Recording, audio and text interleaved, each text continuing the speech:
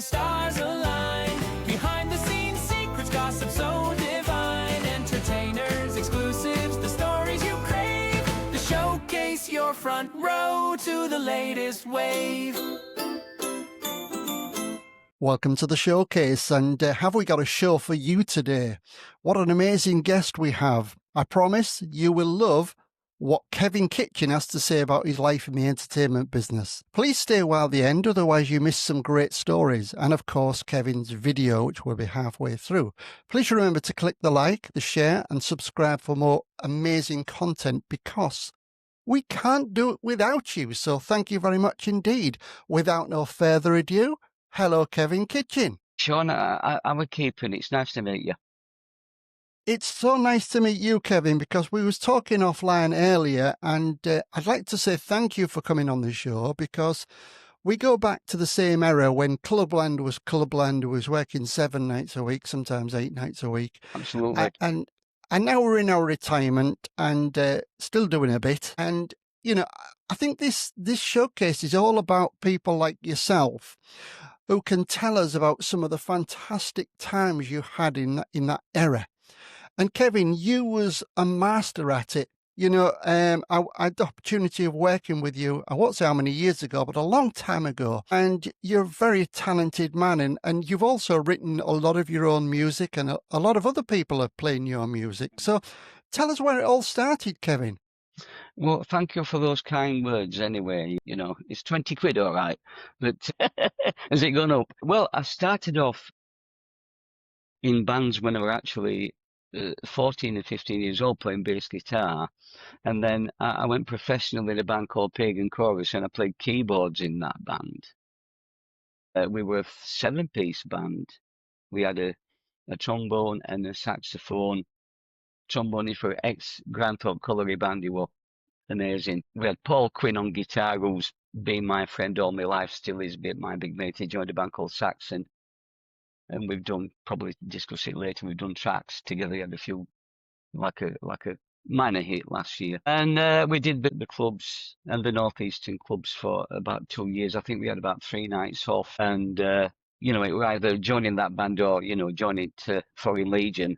And I took the harder course, you know. And we didn't make any money because we're too busy paying agents and managers. 7-piece band in a transit, you know, in a transit van. It was nuts. But yeah, it sort of had a lot of experiences.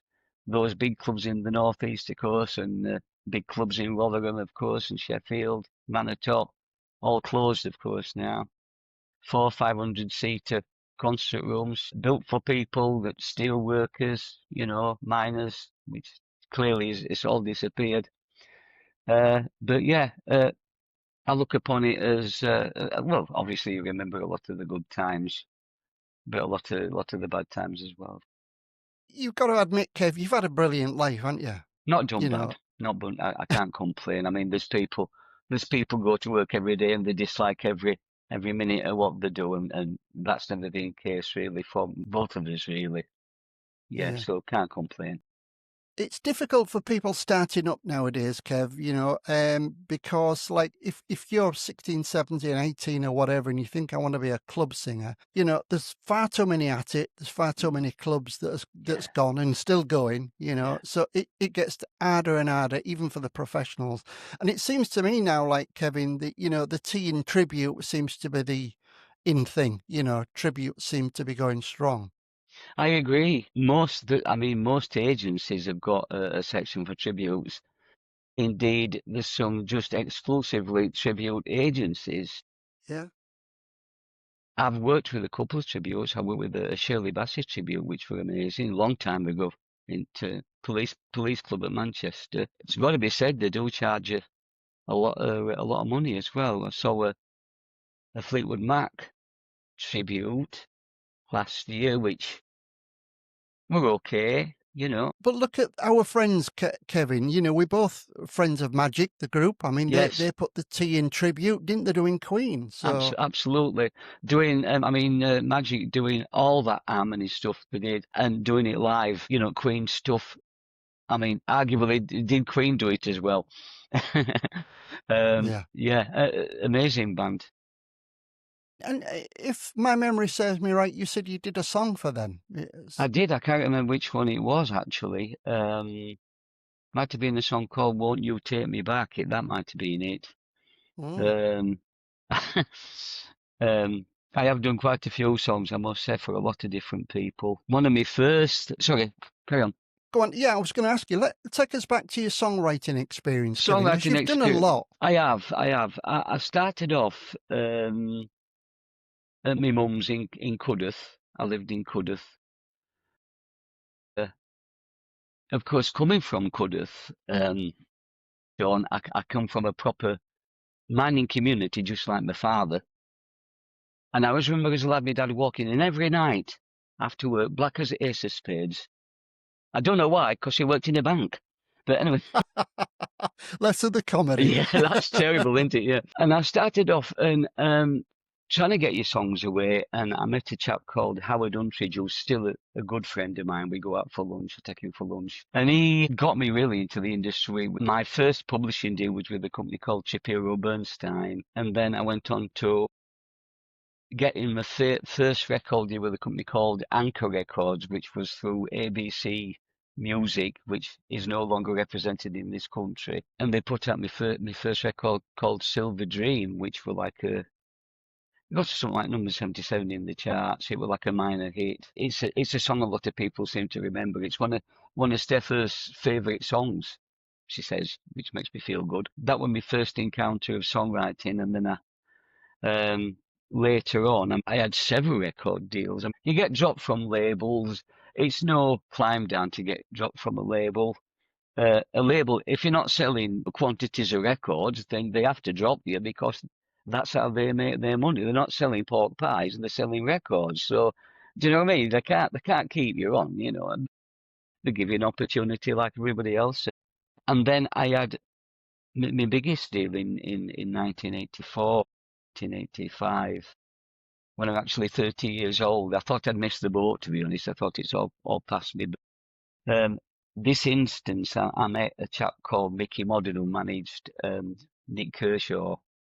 This is 1983. I had to wait for him to get Nick Kershaw away before he got me, and he got me a deal with China Records, which were actually Derek Green and Bob Grace.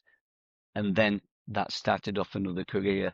And then I had like a top 48, number 39, I think he got to highest position, to be fair.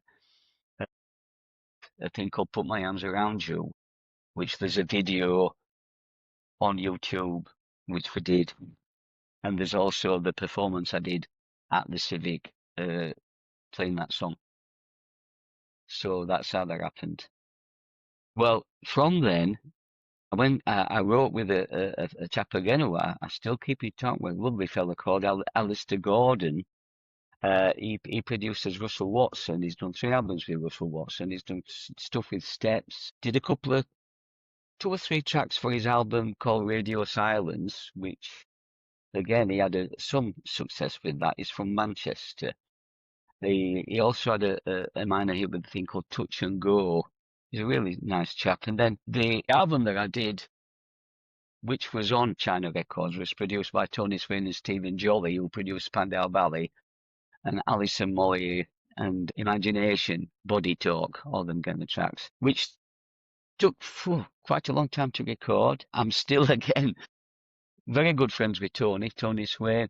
I've written with Tony several times. You've got tracks that we've done. I've also written with Albert Hammond, which, again, I went to see him 3 or 4 years ago, 5 years ago, it must be. Lovely chap. Lovely chap is Albert. Who's well in his 80s now. He's still performing.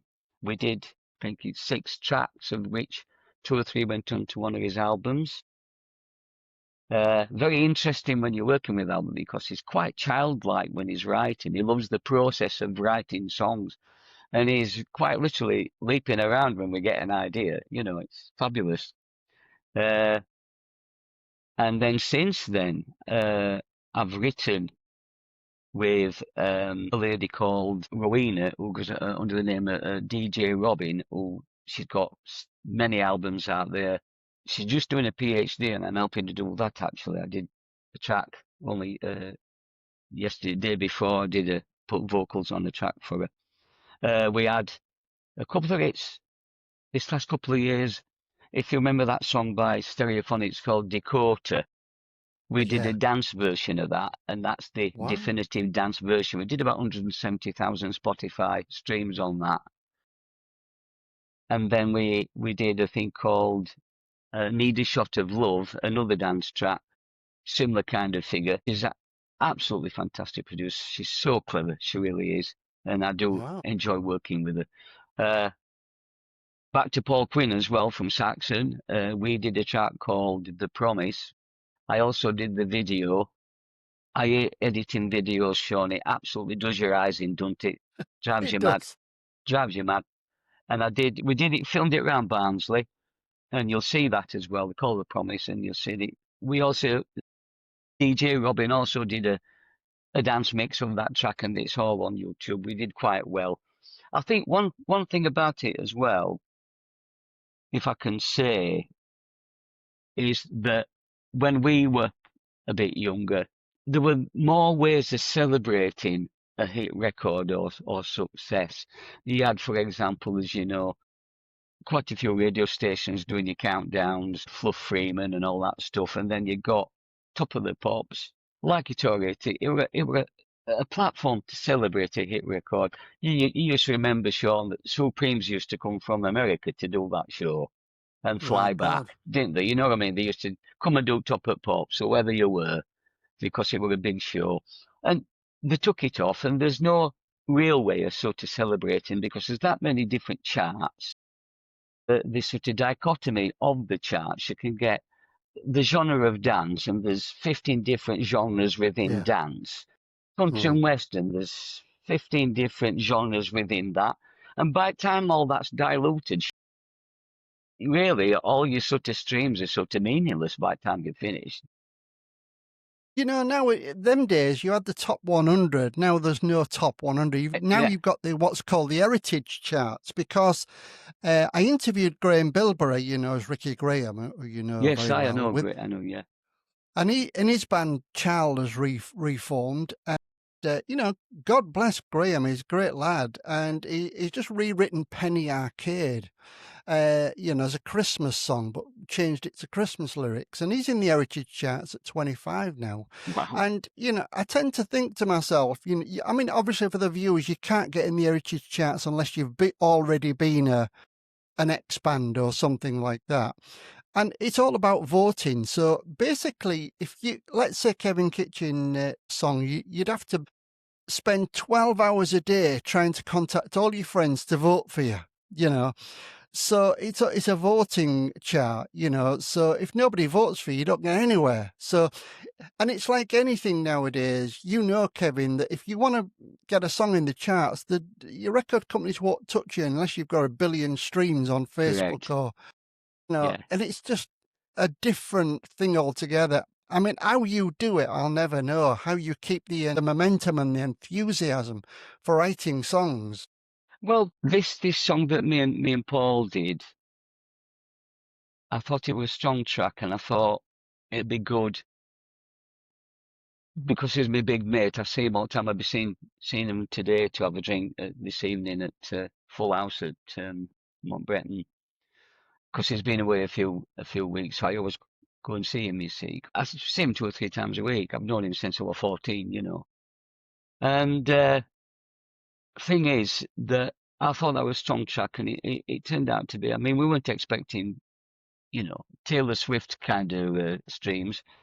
But the problem is with it all is that if you went to, for example, a management company, if there's such things anymore, I think there is, they'd be looking to your sort of social media and your Instagram accounts and all this just to see how much work you've done before they're gonna actually do Yeah, anything. And yeah. ironic thing about it all is that really, if anybody wants to know any information, where do they go to? Well, they go to Google. I go to Google, you do, I should imagine Richard Branson goes to Google, that's where you get, yet you still need to people to link all these different things together. But at the same time, I think, as you say, the competition has changed. It's not just a question of being sort of good at what you do. That's really just a tiny percentage of it all, really. It's getting yourself out there, really. Well, do you know what as well?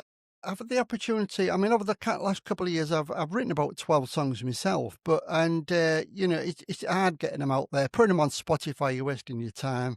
Apple and all them, they just want your money.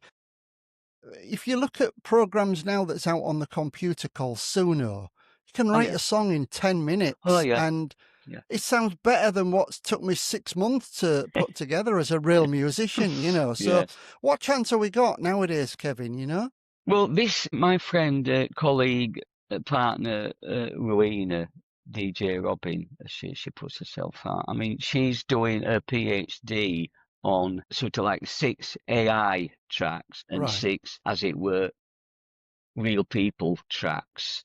Yeah. And my vocal that I've done for her is going to be compared to an AI track, an AI and an AI voice. And this is what she's predicated her thesis on, you see.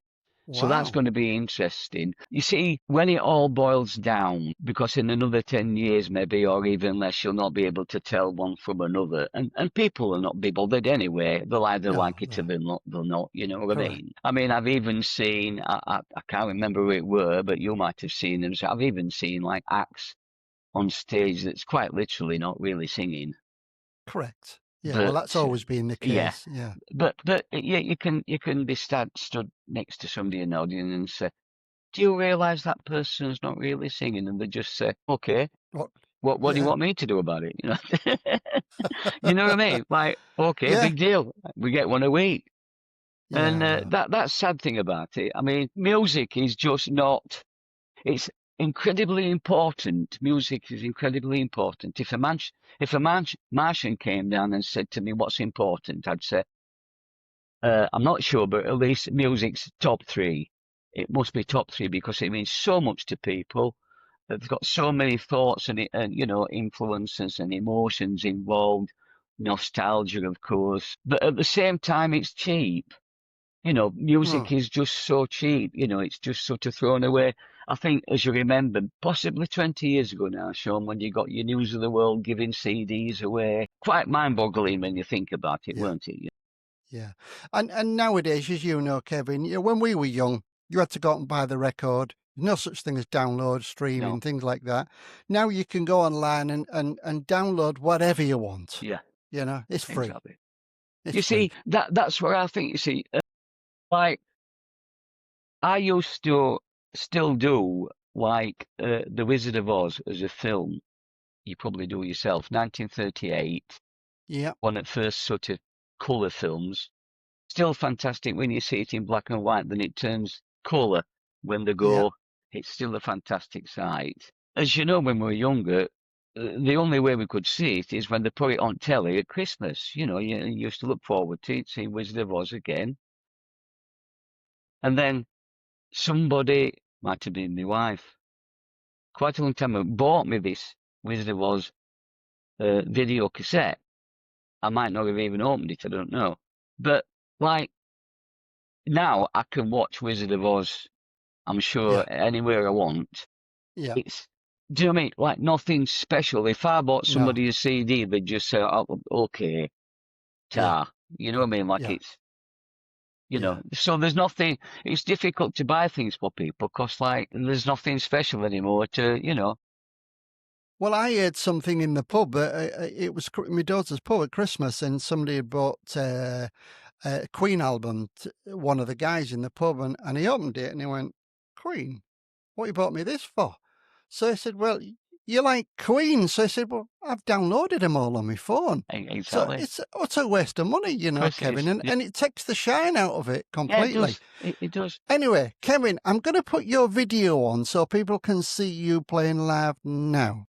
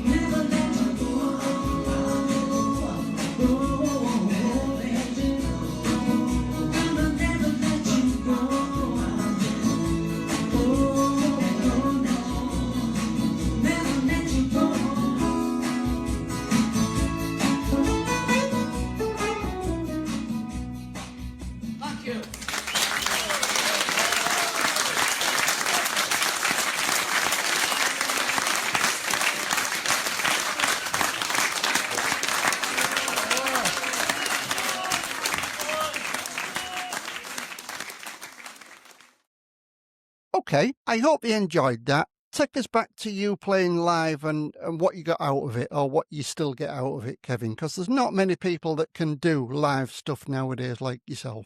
Well, thank you very much. What I like, particularly when I'm playing to some older people, he says, as an old person, I like choosing songs that I know that they like, you see. If Yeah. they've enjoyed it, then I've enjoyed it. I mean, I still like to sing some songs I like, but I like to please. I'm a people pleaser, I am. And I like to sing some songs. I did one other day. I mean, I do a vast amount of songs. I do everything from Michael Bublé to ZZ Top to I do Hit Me Baby One More Time, Britney Spears, which is quite a difficult song to sing. I think people a little bit astounded when you see this old fella. And I do all those old standards. And I also do a lot of 60s stuff as well, and 70s and 80s, like many people. But I chose a song the other day. I thought they'll like this. Long, Long Live Love by Sandy Shaw.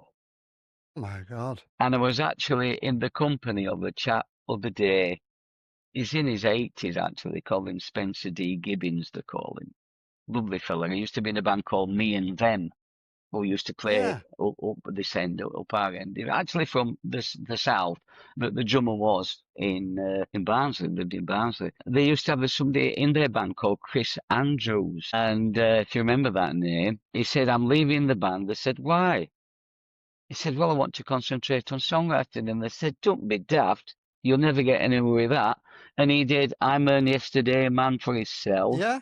Long, Long Live Love. God. All them it's for Sandy Shaw, so he did all right. And he's still friends with Chris Andrews, yeah. Wow. Can I just mention also what I'm doing currently?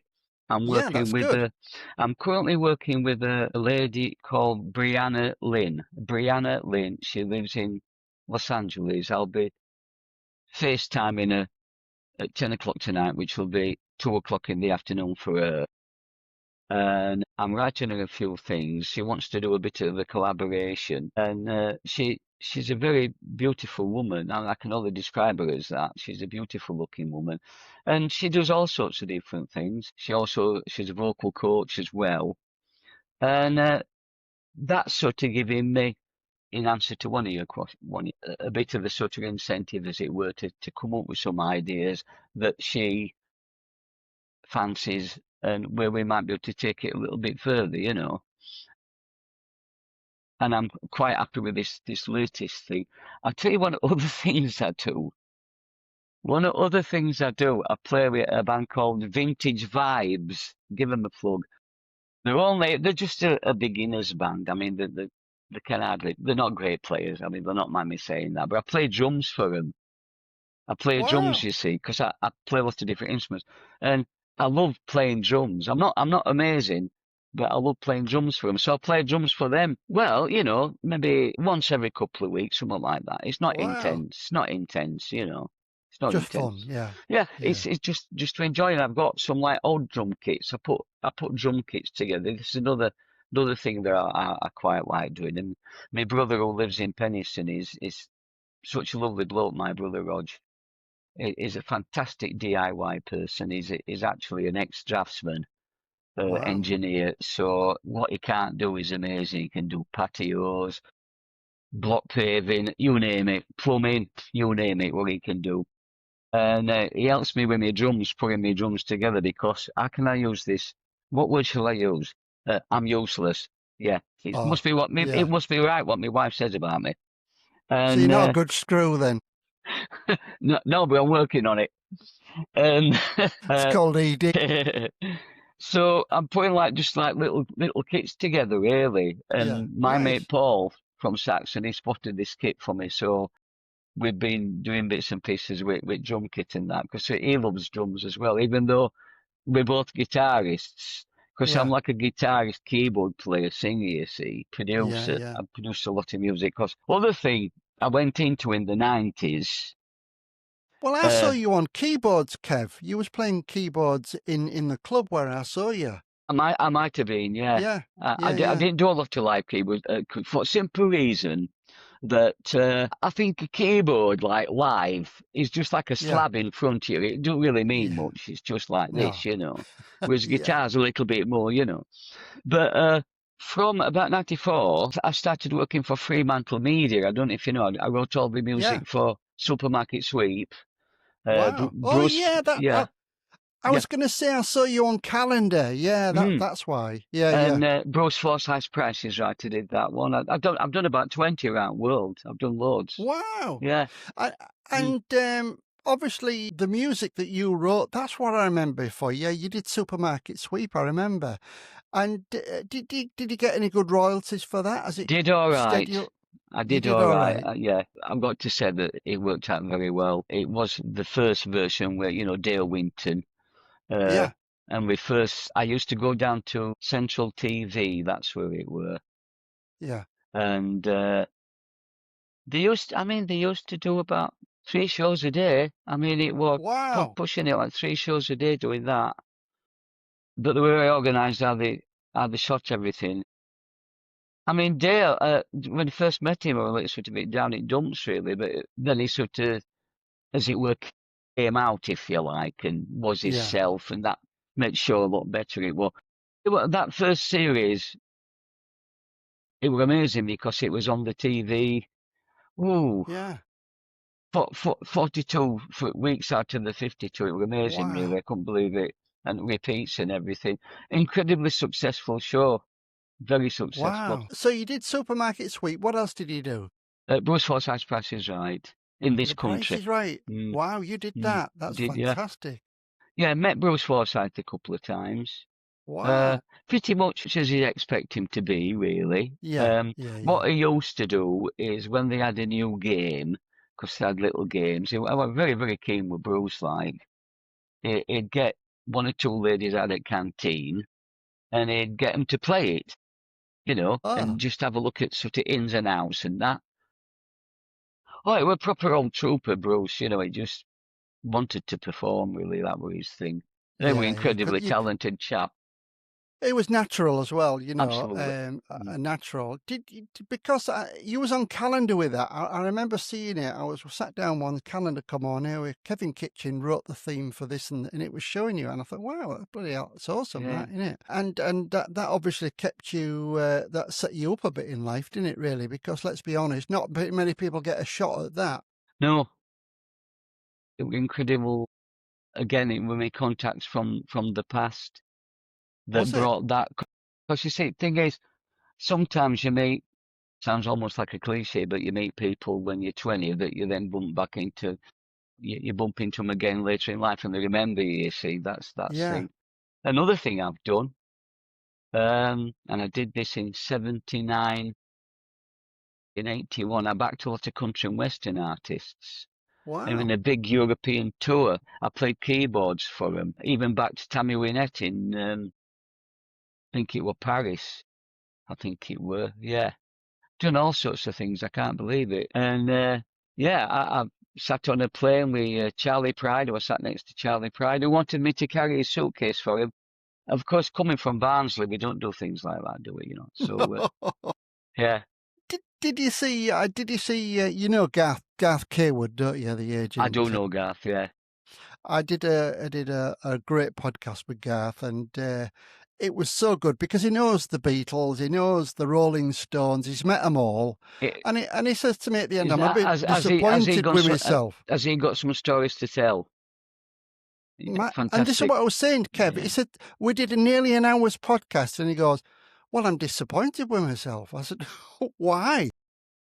Well, I never talk about PJ Proby, and I never talk about this, and I never spoke about Cliff Richard, and I'm thinking, you've done enough. Yeah. Let's do a number 2, you know. So, Yeah. and he's got 4,800 viewers so far, you know. So it's We're going to say to you. I mean, I've known Garth quite a while, but I just think when you look back at some of these old stars, because I yeah, look back at some of these old stars, because you see some of these old songs are so fantastic because they're written yeah, pieces of, you know, written songs. And I was listening. I don't know why I put PJ Proby on a couple of yeah. weeks ago. That what a voice the guy's got. Oh my God, It yeah, is massive. And he did, yeah, and I thought I'd listen to it. There's a place for us. yeah. That's Great song. all that stuff, Yeah, you know. Like his voice is massive. yeah, And yeah, I do believe it. He grew up with Elvis, didn't he? yeah. He grew up with Yeah, Elvis. it's unbelievable. Mm. I mean, this is why I do these things, Kev, because like yourself, you're a man of mystery. You know, nobody. You go to a club, they just see Kevin Kitchen playing Yeah. and singing a song. They don't know about your past. Well, not many No, people do they? You know, not and really. let's hope the people who are watching this who have seen Kevin Kitchen in I don't know in some kind of club and thought, well, I didn't know that about Kevin. What a Yeah. talented fella, you know. So it's really interesting, and I think it keeps the business alive and it gives people hope because there's plenty of people who want to be like Kevin Kitchen, you know. Well, that's nice to There's say. nobody wants to be like Sean Martin. Oh, I'm sure they will, Sean. They'll be all queuing up, I'm sure. Listen, is that being okay for you? It's absolutely fantastic, Kevin. We'll have to and do another one, Sean. all we can say is, like to say to the viewers, I hope you've watched it all the way through, and you like Kevin at the Civic Hall, his thing there. We'll do another one maybe next year, and we'll do some of your theme tunes that you've done, Kev, Yeah, no problem. so people can listen to them. Yeah. And obviously, the lady in America, if she wants to come on my show, give us a buzz. You know, Okay, she probably give she us might some. do. Yeah, yeah. It'll give us some exposure, Yeah. and it's been great, Kevin. And I hope you look like this again in another 75. Yeah, I've started injections, you know, already. Yeah. Great to speak to you, Sean. Keep in touch and have a good Christmas. Look after yourself, Kevin. All the best. Cheers. Thank you. That's a wrap on the showcase today. Hope you love the tea we served your way. Hit subscribe and ring that bell, 'cause next time there's more secrets to tell. Behind the curtain, we've got the scoop. The Showcase fam, you're part of the group. See you next time, don't be late. The Showcase, where the gossip's always great.